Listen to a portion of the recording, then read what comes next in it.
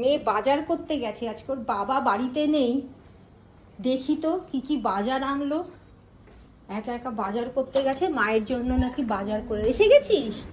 আয়, দেখো তো দেখি কত ভারী এনেছিস রে। 9 কিলো। 9 কিলো?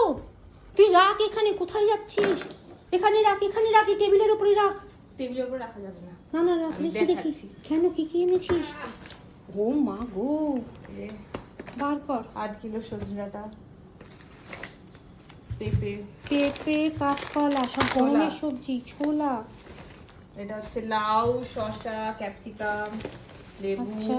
কুমড়ো, আর এটা হচ্ছে চাল কুমড়ো 4.5 কিলোর। ও মা গো, তো অনেক কিলো। তুই ছোলা কি করতে এনেছিস? হ্যাঁ, বাবা নেই, ছোলা দিয়ে ছোলা তরকারি বানিয়ে নিয়ে একা একা 10 কিলো তুলে আনলি? মা গো,